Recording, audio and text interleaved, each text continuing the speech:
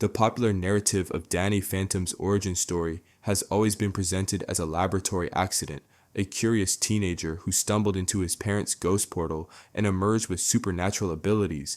But what if this convenient tale masks a far more sinister truth? Evidence scattered throughout the series suggests that Danny Fenton is not a hero by chance, but rather the product of a calculated military experiment. First, let's examine the suspicious stability of Danny's ghost energy. Unlike other spectral entities in the show whose powers fluctuate wildly, Danny's abilities develop along a suspiciously predictable trajectory. This controlled progression resembles military weapon testing protocols more than random supernatural evolution. The ghost energy appears to be artificially modulated, with safety parameters built in to prevent complete destabilization. Exactly what you would expect from a military-designed power source. Consider the accident itself. The portal's sudden activation precisely when Danny was inside defies statistical probability. The timing suggests a deliberately orchestrated event. What we witnessed wasn't a mishap, but rather phase 1 of a military super soldier program that partially failed but produced usable results. Then there's the matter of Jack and Maddie Fenton. Their convenient expertise in ghost technology raises immediate red flags. These aren't simply eccentric scientists. Their backgrounds, resources, and laboratory access suggest deep government connections. Their role as parents provides the perfect cover for monitoring the test subject 24/7 while maintaining the illusion of normalcy. Their seemingly incompetent behavior serves to throw off suspicion while they gather data on their living weapon. Perhaps most telling is the existence of Dark Danny. This future version isn't merely a corruption of our protagonist. He's likely the original prototype who became unstable and uncontrollable. The military would have needed multiple test subjects, and Dark Danny represents an earlier failed iteration of the experiment who eventually broke free from control protocols.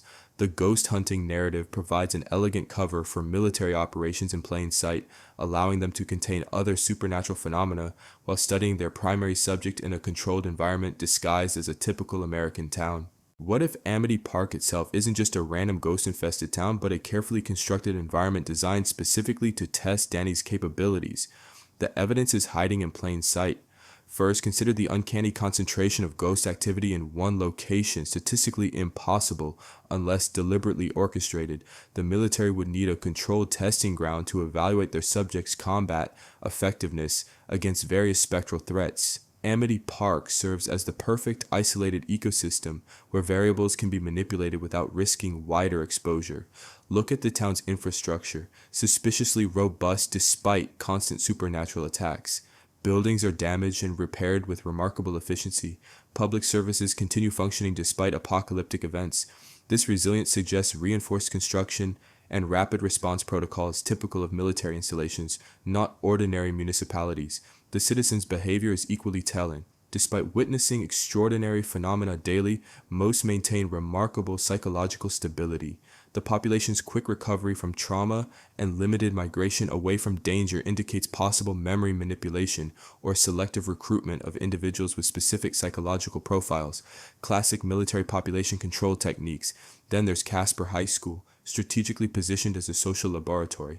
The predictable teenage dynamics create a controlled social environment where Danny's emotional responses can be monitored. His predetermined friendship group, a tech expert, Tucker, and a psychological counterbalance, Sam, provides perfect complementary skill sets for field testing various scenarios. Most suspicious are the convenient ghost hunters, who appear precisely when needed to introduce new variables to the experiment.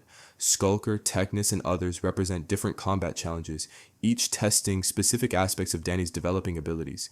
Their attack patterns follow escalating difficulty levels consistent with military training protocols. The mysterious ghost zone itself may be an artificial construct, a contained dimension created as a repository for experimental subjects, and a training ground for interdimensional warfare capabilities. Its convenient accessibility through the Fenton's portal ensures Danny remains tethered to his handlers while providing the illusion of freedom. Every element of Amity Park serves a purpose in this elaborate testing ground, a living laboratory disguised as an ordinary American town where a military asset can be developed in plain sight. Jack and Maddie Fenton present themselves as eccentric ghost-hunting scientists, but their inconsistencies reveal a darker truth. These aren't Danny's biological parents at their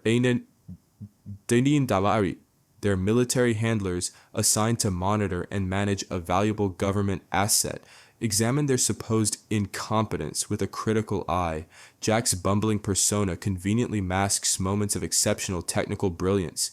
His alternating patterns of genius and foolishness aren't character inconsistencies, they're calculated distractions.